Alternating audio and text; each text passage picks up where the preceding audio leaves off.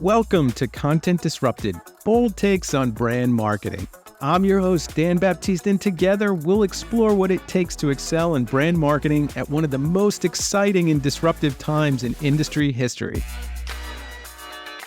Welcome to Content Disrupted. Today's episode is packed with insights from one of the most dynamic leaders in tech marketing today, Amber Armstrong.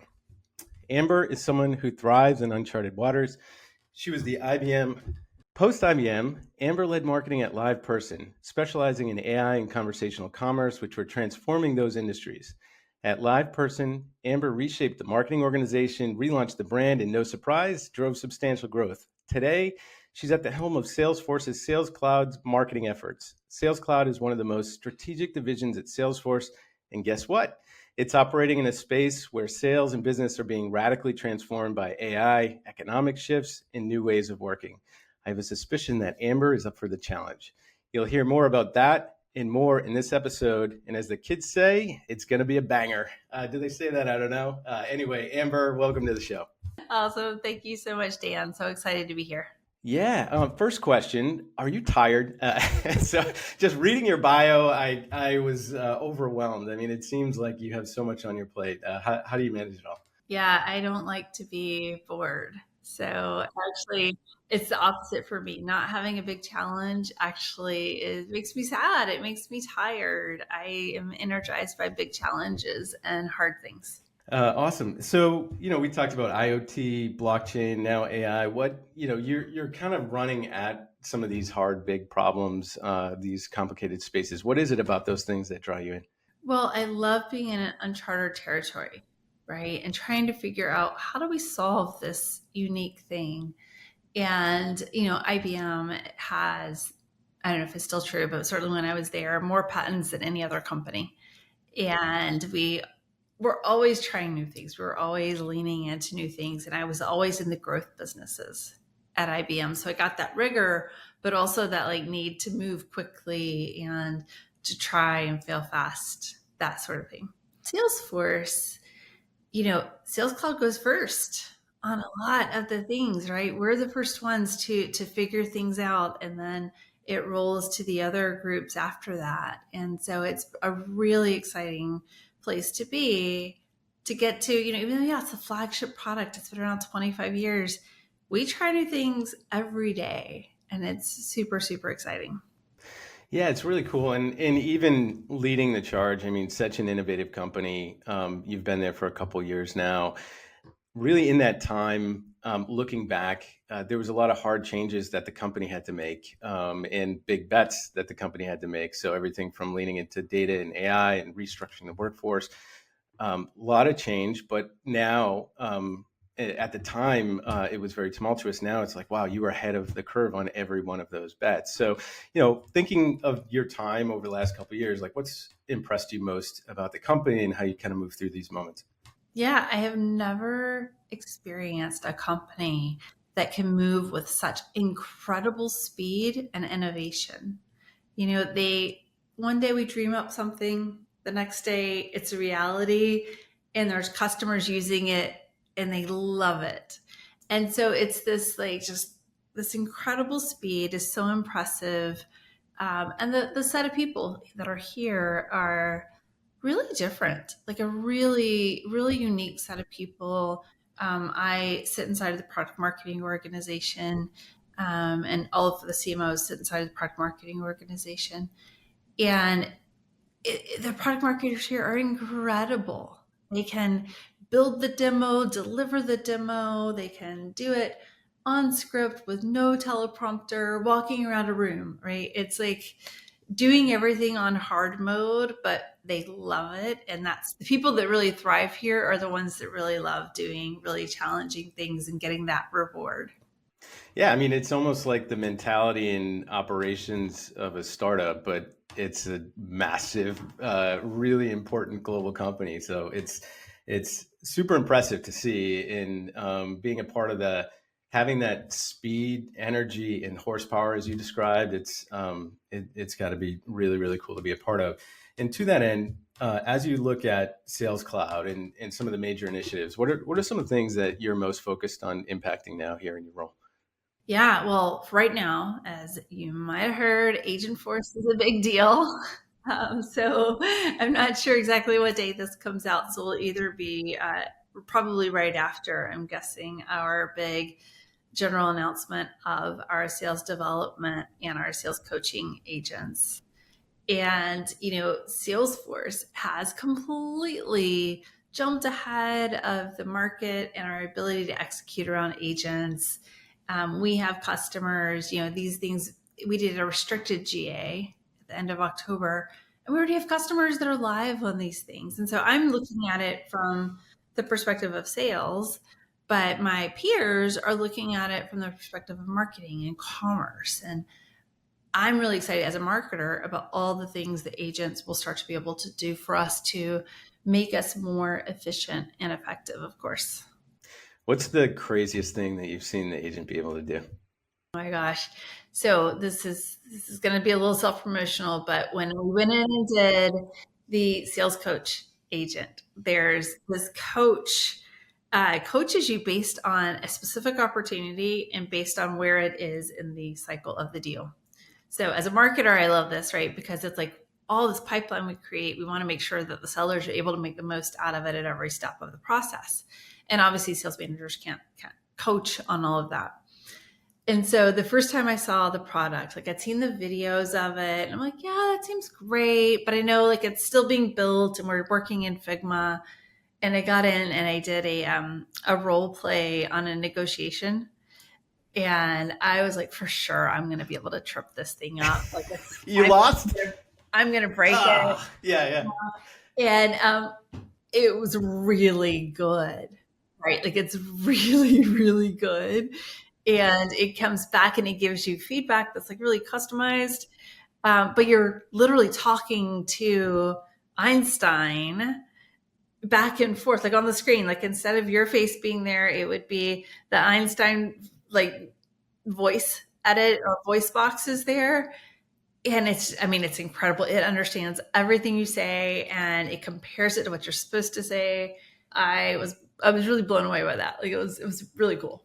Isn't this world crazy? It feels like, if you describe that situation, even like last year, you'd be like, no way can that happen. It's and the pace of innovation is insane. And I think to that point, like here you are, like back in the crosshairs of like a really complicated value prop, and it looks magical, right? But you have, I would assume, just seeing the pace of innovation, like, hey, it's almost a updated value prop weekly. So as you think about keeping your teams, your market, your customers all kind of up to date on the vision and what's happening, like, how do you do that? Like, how do you lean in and start making sure everybody's on the same page when you're in this massive company that's behaving like a startup in an industry that's just going at 1,000 miles an hour?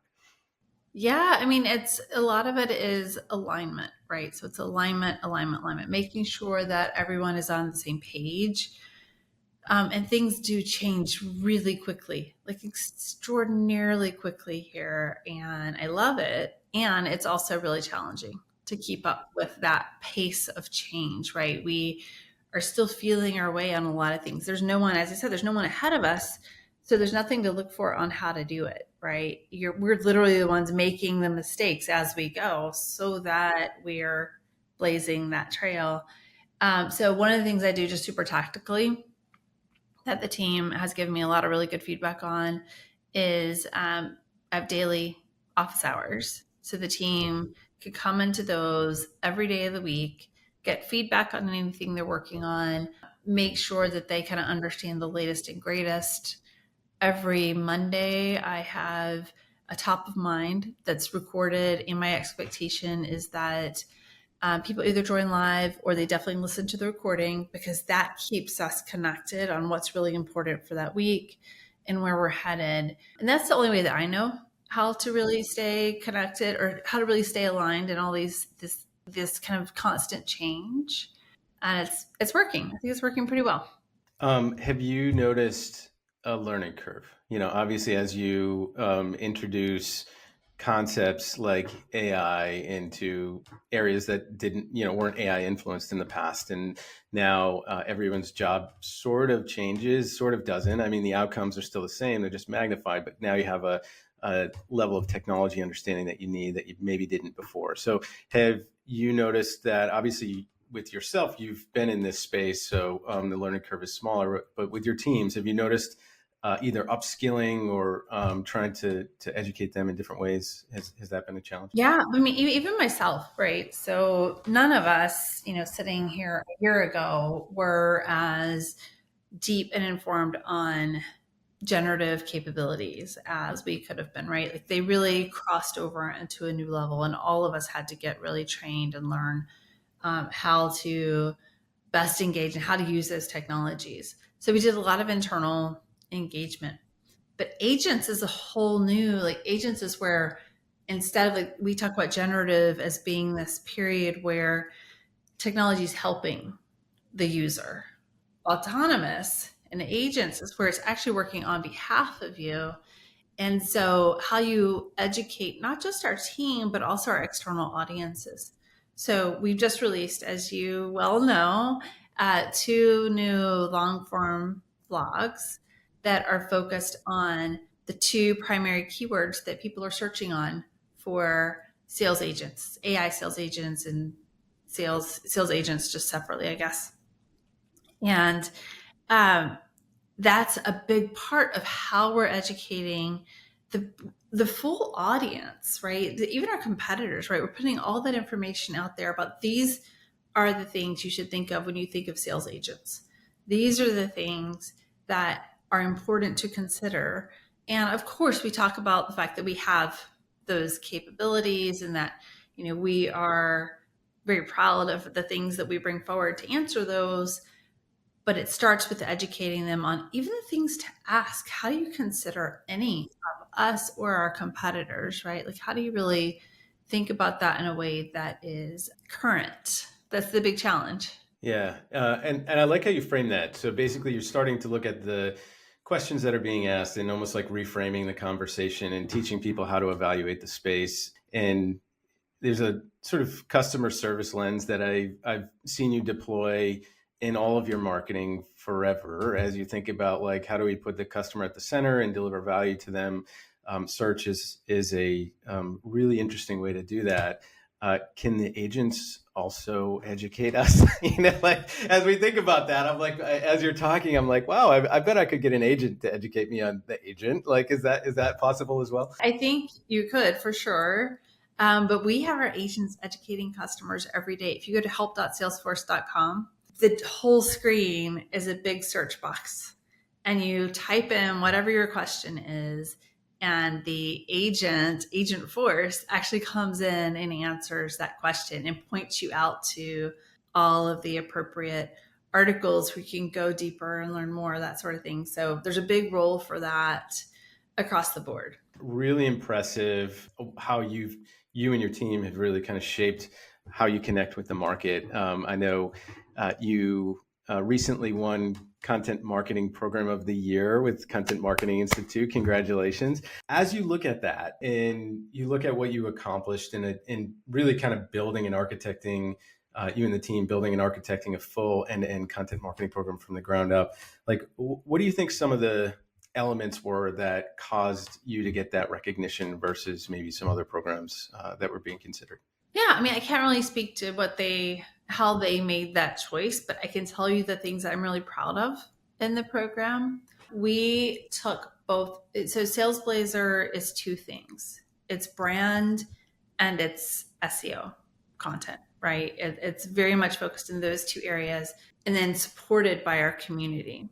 And so when we talk to, when we've worked with Mark Benioff, our CEO, on this, we've talked about it as product, content, and community all coming together.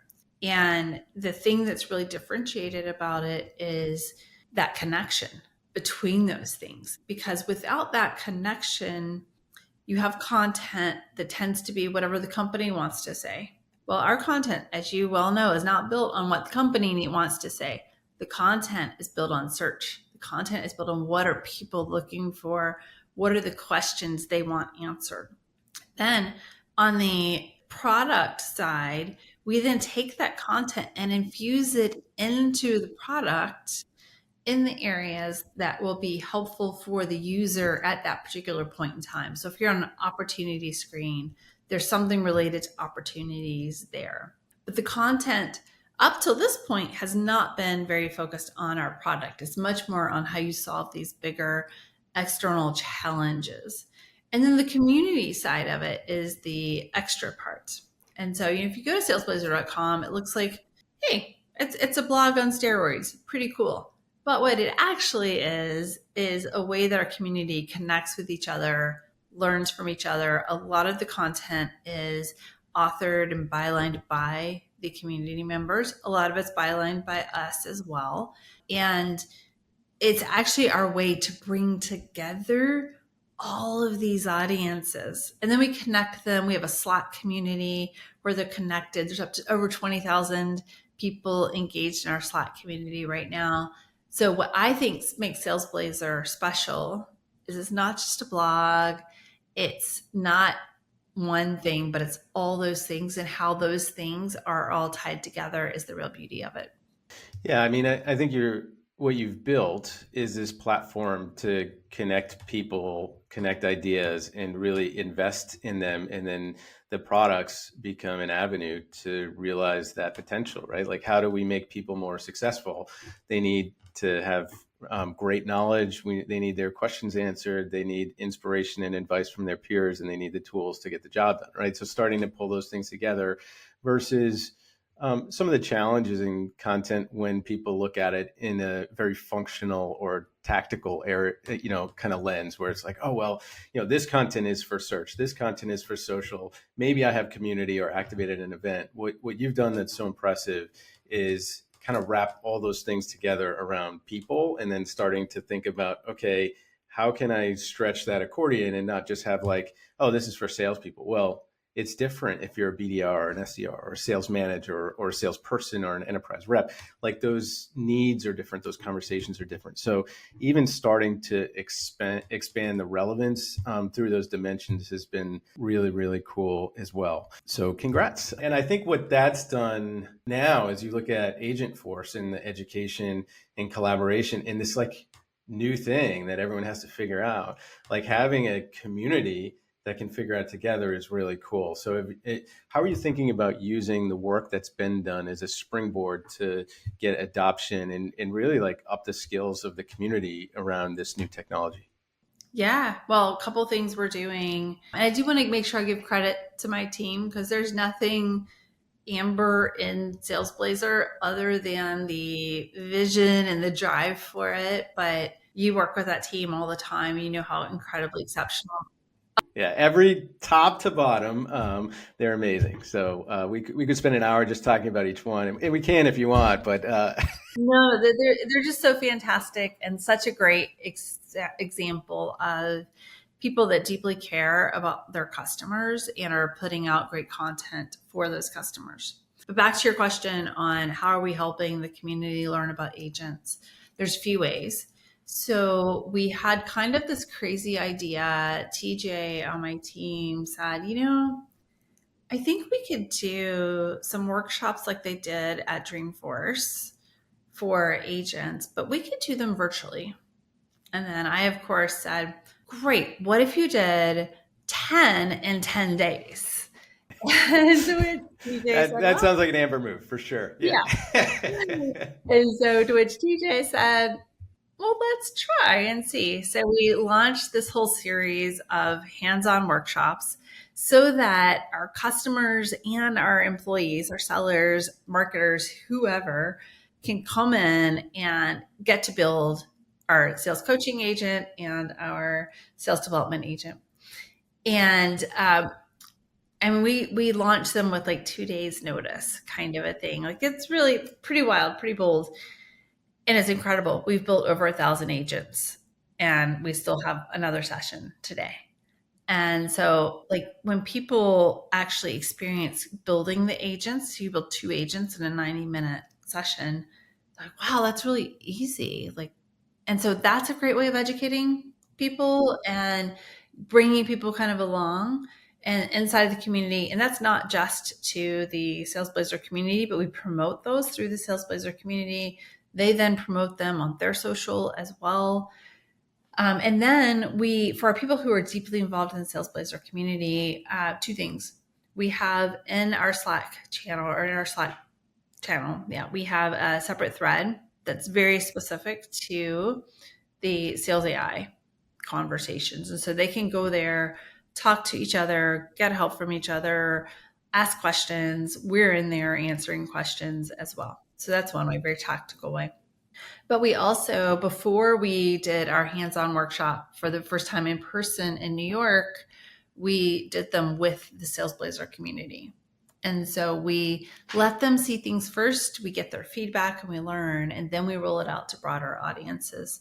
And then we give them access to specialists. So we have Ask Me Anythings that happen inside of Slack, and they come in and ask all their biggest questions. It's a lot of fun. I want to go back to the time boxing concept. Like, oh, that's a cool idea. What if we did 10 in 10 days? Like, there's a forcing function there to say like, oh, well, now I have to think strategically and I have to look at this as a complete idea versus kind of like, oh, let's test this, which tends to be like low stakes. Do you find taking an idea and putting in those parameters, like, have you done that before, and does that work consistently, or how are you thinking about that? Yeah, I mean, I think for us, like in that example, it's low cost. It's essentially, we had the content already for the workshops. So it's essentially, we're dedicating an hour and a half of someone's day. So if two people show up, that's probably not going to be a super great investment. But we've had 50 people show up for most of these, right? We reserved the right to, if we launched them and didn't get a lot of good pickup, we would cancel if we needed to. As long as we didn't have, if we had one person, we would have kept it. But if we had some that had none, we would have canceled. But our 2-week period was our test. So now we'll come back in the beginning of the year and relaunch, having these, probably going to do probably 3 days a week, but just kind of continuing to expand along the learnings across the team and across the regions as well. And as you're thinking about your goals as a marketing leader, how do you balance some of these short-term goals with the long-term brand building? Because obviously, like, there's immediate pressure, like how do we get adoption and scale and everything, and we're living in the month and the quarter and all of those things, but also we have to set up this long-term vision of how we build a sustainable business and a leadership position and all the things we've done. Like, how do you balance those two things, and how do you measure those two things differently? Yeah, so I always talk about it, leading and trailing indicators. And the leading indicators are really important from the perspective of, ultimately, if you set your leading indicators correctly, they add up enough that your trailing indicators are taken care of, right? If you don't set the right leading indicators, you don't get that outcome, but you do if you set that strategy at the beginning. What's really important for me with the leading indicators is making sure that the team can learn on every indicator. So in our organization, every single person has KPIs that they are driving to. We look at those monthly. And I just went through our call on it yesterday, actually. But in the leading indicators that they're looking at, it's kind of a monthly is kind of a combo of leading and trailing indicators. But in the leading indicators, every single one of those tells the person who's executing against it, did this work or did it not work, right? It's not about that person. It's about, did the thing we did, the thing we took on this month, did that work? Did it not work? Let's learn from it and change it as we move forward to the next month. And I think that's really empowering for the team. And it's very, very clear that the team now understands how the things that they do add up to those longer term results. And I assume you communicate that, right? So if you look at the collection of activities, is this moving us up into the right? And how do we change levers that aren't doing that? But in the context of the larger effort, it's always about your part in the larger effort, but communicating both of those independently matter, if I hear you right. Yeah. Yeah, I'll give you an example. So one of the things that we care a lot about is how we show up on G2. So G2 is like Yelp for software for those kind of listening in. And when I joined, we were number one in 11 of the sales G2 grids. That's great. No one would complain about that. That's awesome. But we decided we wanted to be better. We wanted to do more. And so we took on an effort to get reviews at our events. And we literally have people on my team holding what we call lollipop signs that have a QR code on them. You got to get the ones that spin around at the cell phone store too. Yeah. And they offer people, you can get a hoodie, you can get a zig. There's lots of different things we kind of give away for it. And we talk about like who drove the most, right? And how successful was this event? And we celebrate the fact that lots of people left reviews, right? And those reviews add up over time. And we now are number one in 38 of the grids. And how long did that take? I mean, we did it in maybe 6 months to a year. Yeah, there's not a lot more grids we can win on. So we're pretty. We're not going to hold your spot though. It's yeah. I'm not going to come back to you next year and say no, it's 60. There's just not that many. Like you have to start creating categories so you can win more. Yeah. We kind of maxed out on the number of grids we can win on, but it's a great example of like celebrating what the team's doing in a very small way. And we had huge lines of people getting the hoodies. We had much more demand for it than we expected at Dreamforce, not this last year, but the year before. And we had fun with customers while they were in line, and we tried to hurry it up as much as we could. And then that landed in us having this really great outcome. And then the bigger picture, it's not about just winning the grids. It's about the fact that G2 is really important for search. And I care a lot about search. So when companies are searching, if they search for XYZ software, they're most often going to land on G2 in one of the first links. And I want our representation there to be as good as possible because I want to be in the conversations that are happening where my sellers are never engaged. I want to be in that digital conversation.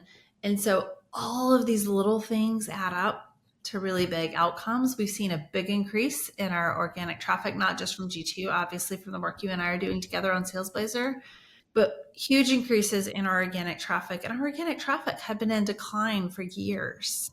So it's meaningful impact. And that's so important. I mean, there's a parallel there too. When you think of how you run your organization, where you're asking yourself, what is the big picture and what is the role of each individual in achieving that big picture? You can almost apply that same logic from, if I hear you right, to the ecosystem, right? Like, what is the ecosystem? People have a lot of questions, and what are the dynamics?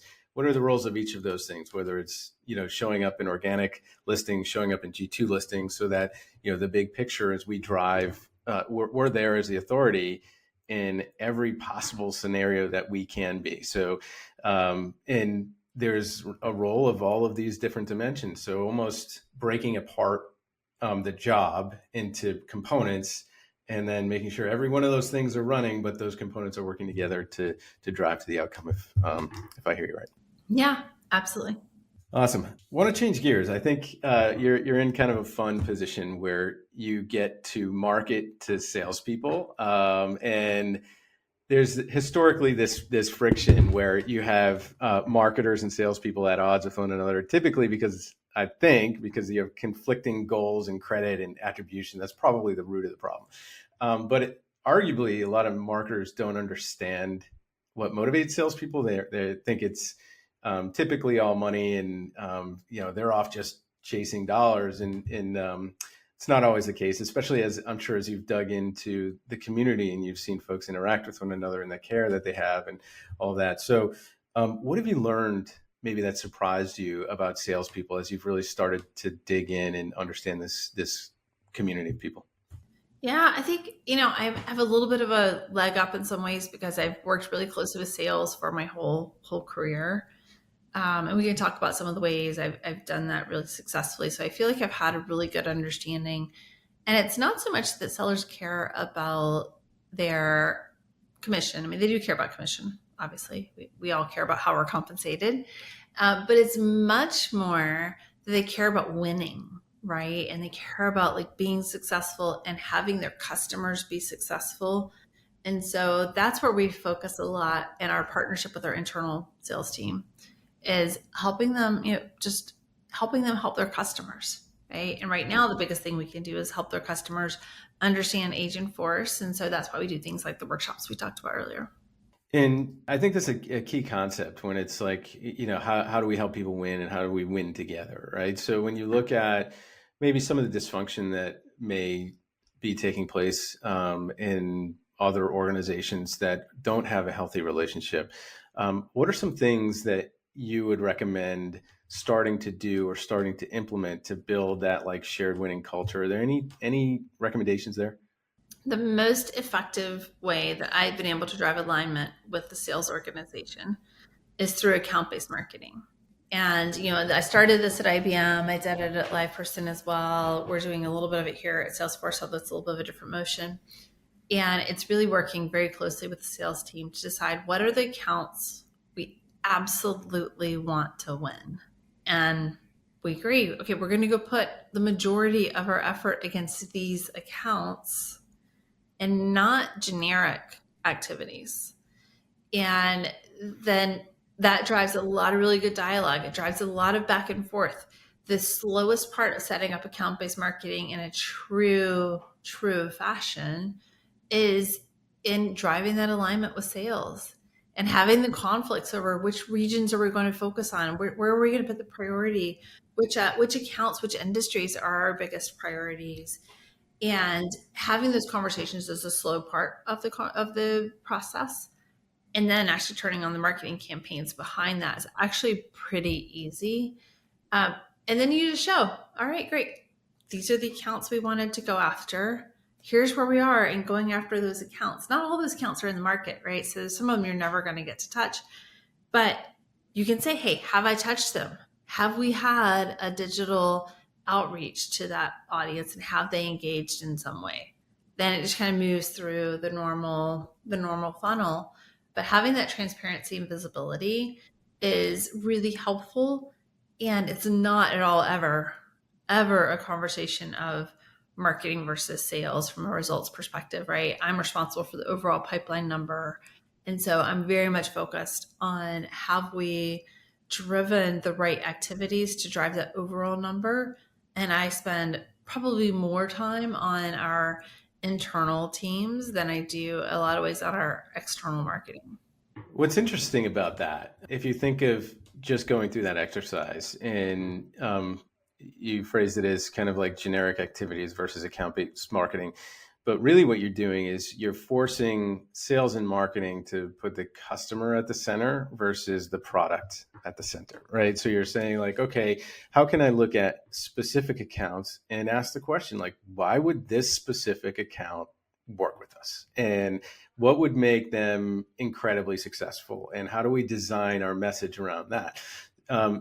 Search is the same thing, right? So when you think of what are the questions people are asking and how can I help be a really good answer for those questions? So when you look at the multipliers on growth that you've been able to inject in every stop that you've been able to get to, it's largely by not saying like, how do I, push this message more aggressively? It's more like, how do I diversify this message in a way that creates relevance for each one of my audiences and help support them and make them successful, if I hear you correctly.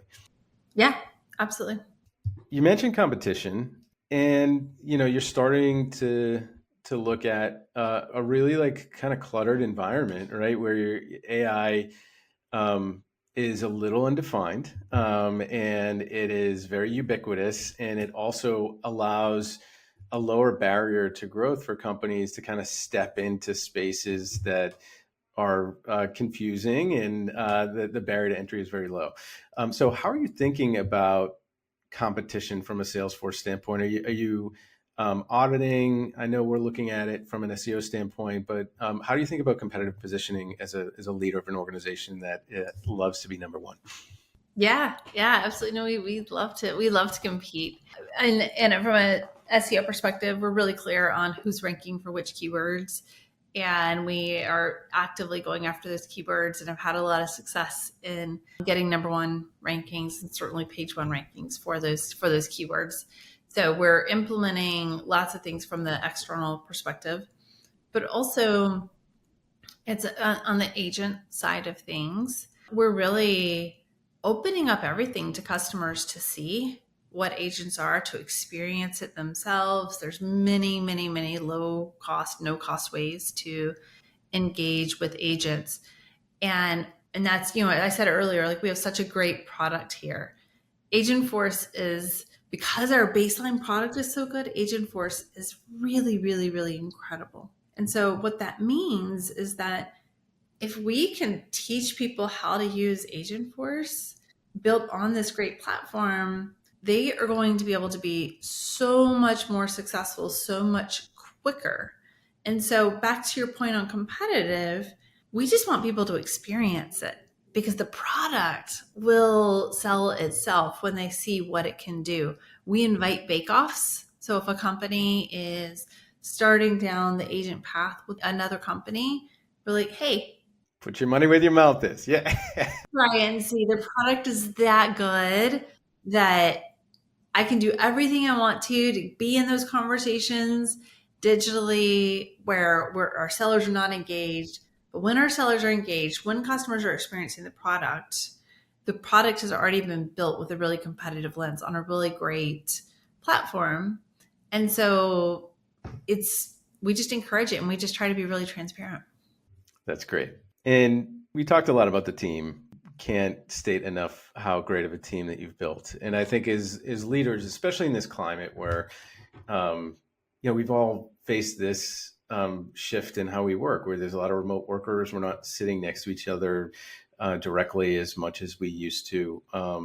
But that being said, I just see tremendous growth, tremendous empowerment that you have. I mentioned you all winning the Content Marketing Program of the Year, and Mel Lou got invited to speak. And I was terrified for her, to be honest. And she was like so cool about it. She's like, no, it's good. I'm like, do you know there's like 2,000 people there? Like, are you okay? And I'm like, I'm flying out. And I was like seeing her up there and she just shined. Like, it was so cool to see.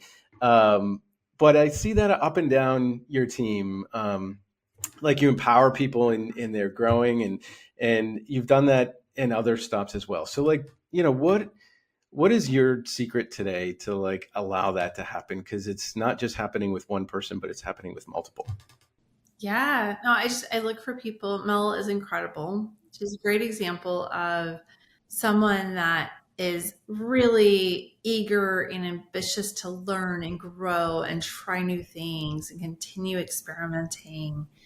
And I just look for people who have that as their core DNA, and we just let them try things. We just let them experience, and we give them lots of opportunities to stand in the front of what they've been doing. Every slide I have ever shown to our CEO on Salesblazer has been built by Mel Lou, right? Like, she's the one that is driving a lot of that, and she sets the example for her team. And so Mel's team is fantastic because of everything Mel has learned, and she is a great mentor to the rest of her organization.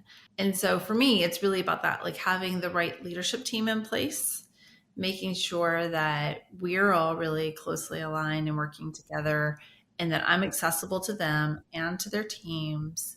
That's the key to how we do it, right? Like, I have such an incredible leadership team that they make my life very easy.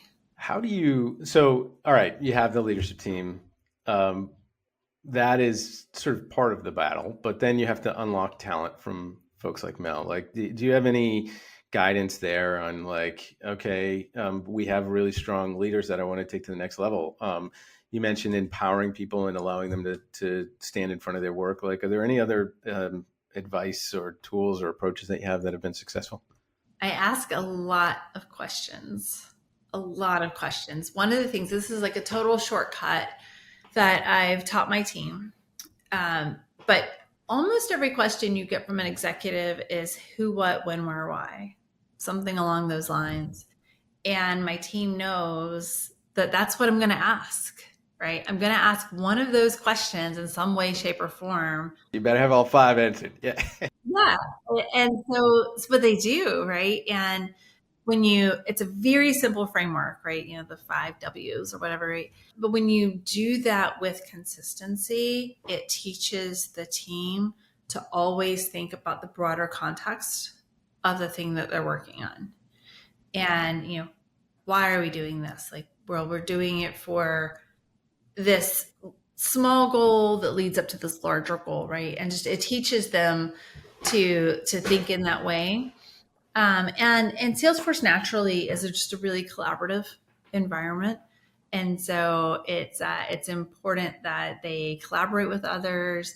They're doing a lot of things to help. We have service blazers and data blazers and agent blazers, all these different blazers kind of coming online now, and my team's doing a lot to help those teams be successful as well. I think there's something also interesting there as you think about accountability. If you have all those answers, and I'm starting to see a pattern here. If I was going to build a Amber agent, it sounds like there's a few ingredients here that are consistent, and one is communicating your role and your role in the bigger picture, and then sharing the impact of your role and sharing the impact of the bigger picture, and starting to see the pieces and components, measuring the effectiveness and then looking at the overall growth. And I think a lot of organizations can fall short, and even as somebody in those organizations, it's really unfulfilling if you're sort of doing a role that you don't have larger context of. You're like, I don't know why. I don't know why I'm doing it. I'm just doing it, right? Like I was told to do this. I'm doing it, instead of saying, hey, we have a shared mission. We all want to win. And man, I got to do my job if we're going to win, right? So I think there's, it's really cool to see, and it's consistent, right? So if you kind of look at everything you've described today, everything has those same ingredients. You want to win, and you understand if you win in one area, that's not winning, right? Like, so starting to think of how everything comes together. And it comes down a little bit to my philosophy on leadership, right? So I started this at IBM, and it's kind of a leadership pact that I developed with my leadership team of our commitments out to the rest of the organization. And we were really clear, our role are these things. I'll tell you what those are. And then the role of everyone else is the other things. Our role as leaders, and depending on the level of leader you are, you spend more of your time in different areas, but it's setting the vision, communicating, prioritizing relentlessly, coaching, and removing blockers. If as a leader, I do those 5 things, and obviously set up the metrics so everyone knows if they're winning or not. So they're always learning. If we as a leadership team set up that methodology, then everything else, everyone knows what they're supposed to do, right? And I can test myself when I feel stressed or engaged. I can look back at that list and say, like, okay, have I not been communicating as much as I need to? Have I not set the right vision? Do I feel like there are blockers for me or the team that are standing in the way? But I can really kind of check that list to understand what's not working in that particular moment.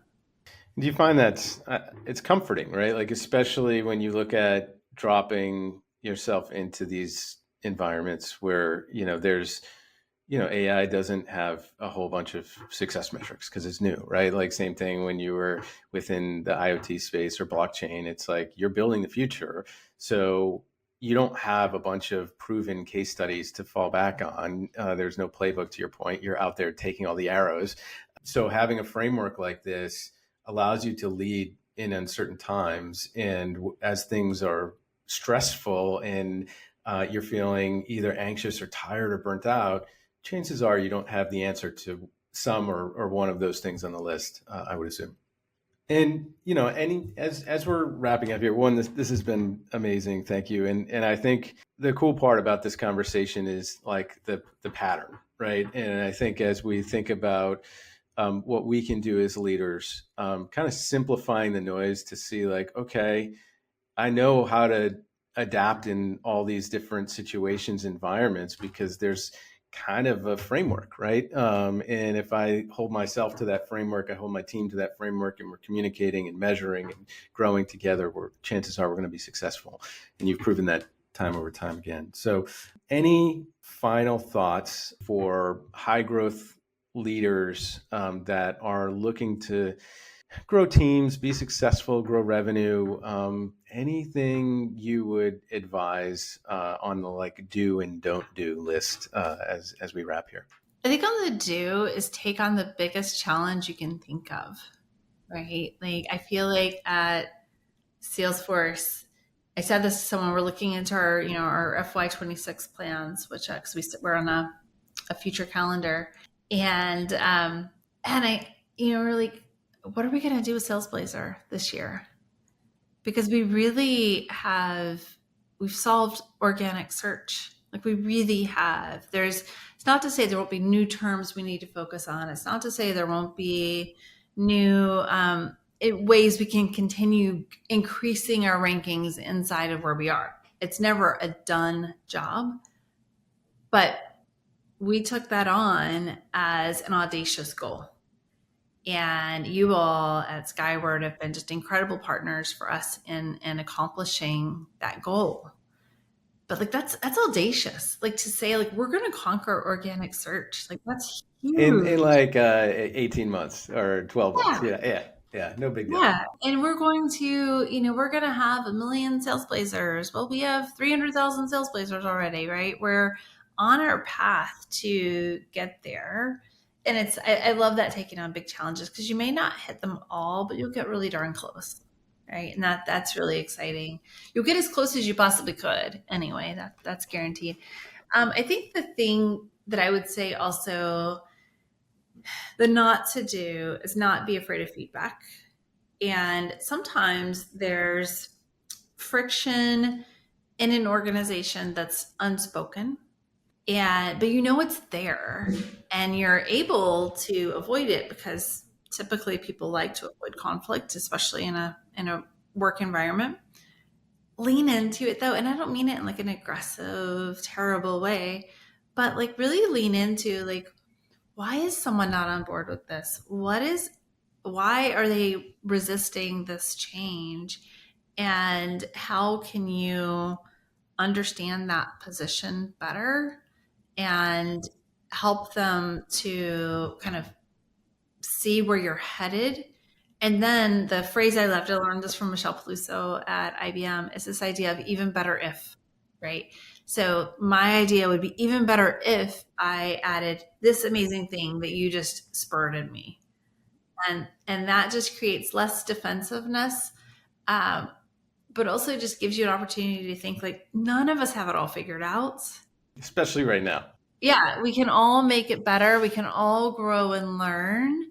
And so how do we do that in a way that is, inclusive of others and really in a really open-minded way?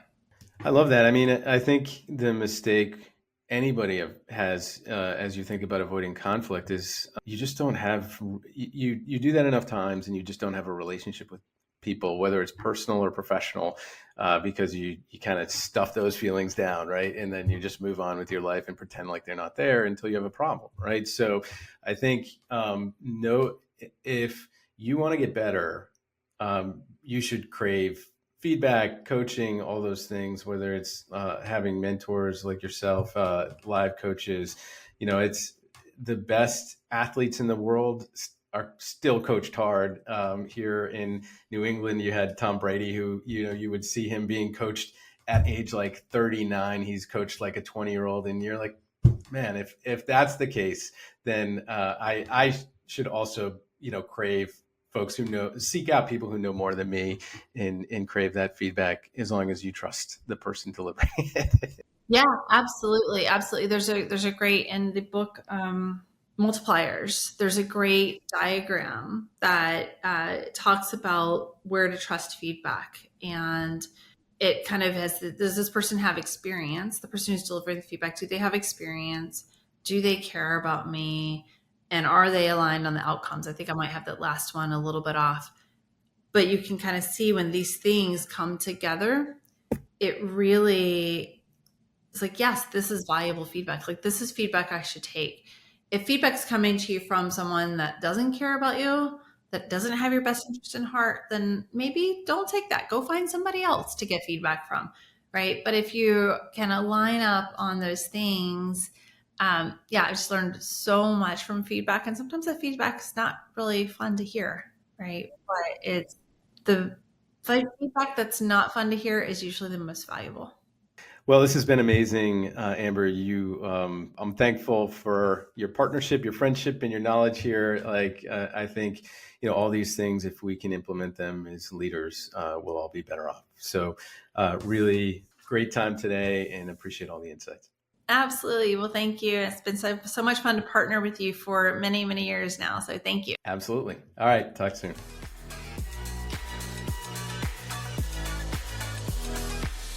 Thank you for listening to Content Disrupted, brought to you by Skyward. To stay up to date on the latest ideas and insights in brand building and content marketing, visit our website at skyward.com. That's skyword.com. Join us for our next episode, where we'll continue to challenge marketing norms and inspire you with fresh strategies for growing business through brand storytelling.